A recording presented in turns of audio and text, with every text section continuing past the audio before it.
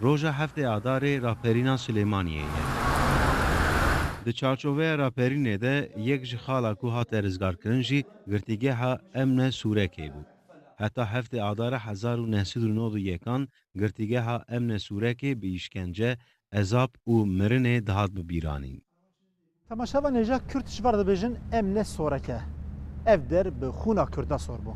Di dema rejîma Basê da ev der wek girtîgeh dihatin bikaranîn û gelek Kürt dibin işkence û ezaban da di vî girtîgehê de jiyana xwe ji destan.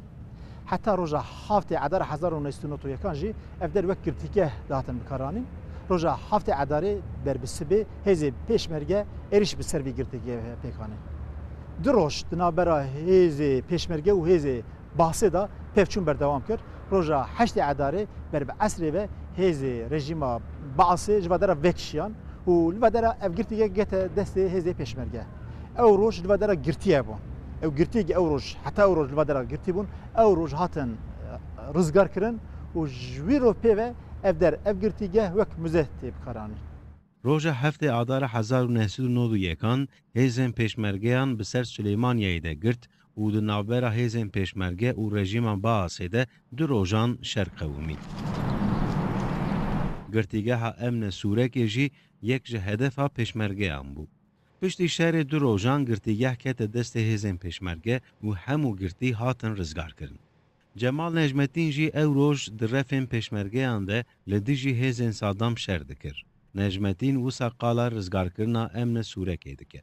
بله خۆم یەکێک بووم لەو کەسانەی کە لێرە کە ئەو بوو ڕۆژی حوتی سێ نەمانتوانی کۆنتترۆڵیکەم بێزیاری ئەوە بوو مایەوە بۆ ڕۆژی هەشتی سێ ڕۆژی هەشتی سێ کاتێکە لە بەیانیەوە هێرش کرایەوە سەر ئێرە بەردەوام هێرش ئەکرایە سەر ئێرە ئەوە بوو لە عەسرا ئێرە کۆنتترۆل کرا من یەکێک لە ڕۆژێکی نە سبەتری حتا هەشتێ عەدارێ لە بەدرە شەر بەردەوام بەڵێ ڕۆژی هەشتی سێ شەر بەردەوام بوو ئەوە بوو کە لە ڕۆژی هەشتی سێ من برایەکی خۆم کە پێشمەرگە بوو لەگەڵ خۆمە بە ناوی شەید کەمالی شێخ جەلال دوی شەڕێ ئەو ڕۆژە لە بەدرە شەید لە ڕۆژی هەشتی سێ شەید کرا لە ڕۆژی هەشتی سێ کە لەگەڵ خۆما بوو لێرە شەید کرا.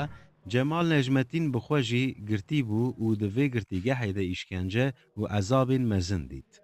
نجمتین حفده مهان دوی گرتیگه هیده ما. ژوورێک بوو لەو ژوورانە کە زیندانەکانی تیا بوو.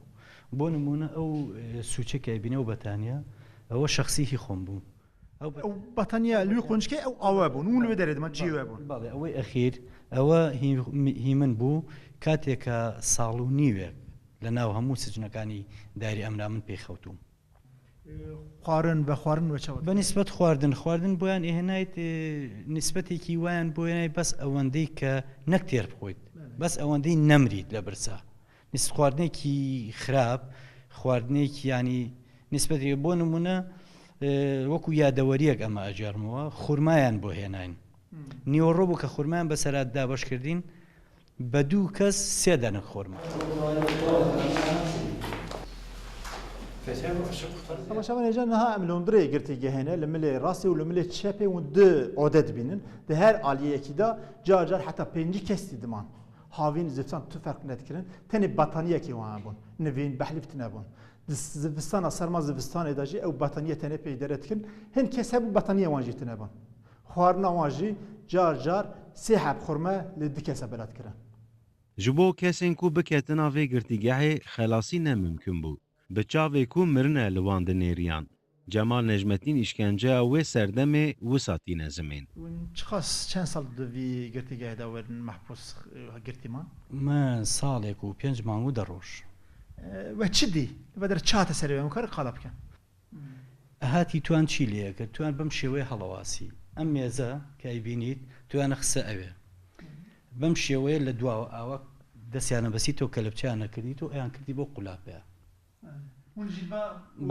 بەڵێ ئەم وەز چەند جارێک ڕۆژانە جاریوا بوو نیو سەعاتۆ بەم شێوەیە جاریوا بوو زیاتر جاریوا بوو کەمتر کاتێککە هەڵیشان ئەواسی بەم شێوەیە بۆ ئەوەی کە توی ئاعترافکەی لەسەر چێ لەسەرەوەی کە خەڵکانی تر چێت لەگەڵایە بڵێ من ئەوەم کردو ئەوم نەکردووە ینی ئەوە بوو تازیبەکەشیان ئەمە بەم شێوەیە هەڵواسینی پێڵێن ئەم وایرش کە ئەیبینیت ئەمە کار ئەمە بەڵێ ئەمە کارە بەڵێ ئەو کارەبایان لێ ئەیای بۆچی بۆ ئەوەی کە تۆ زەختێکت لێ بکە و بێژگە لێ کە تۆ قاڵ ئەزیەتیە گەشت کارەباکەش زیاتر ئەوەی تر ئازیێتیایت ئەم جیازەی کە ئەبینیت ئەمە هەڵی ئەسوڕێنیەوە هەندلەکەی دیارە ئەمە بۆی زیاتر تەزووی کارەبات لێ بدا کە تەزووی کارەبای لای تۆ زیاتر ئازیێتە دەبوو بۆ ئەوەی ئاعتراف بکەیت بڵێ فلان و فلان و فلان کەسم لەگەڵایە لەسەر دیواران نویسên wê demê hêjî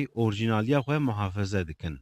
Şopên îşkenceyê dilên serdirên muzexaneyê hêjî bi tirs û xofê tijî dike. Temaşava necava ku dibînin ev der em nadondirê hücreyê de ne ev hücre firaya wî nîv metre dirêjiya wî jî metre û nîv e. Car car cezayê hücreyê dan û bi hefteyan dondirê vî hücreyê de diman. Girtîgeh wek müzeyekê wan rojên tarî cardin bi bîr tîne.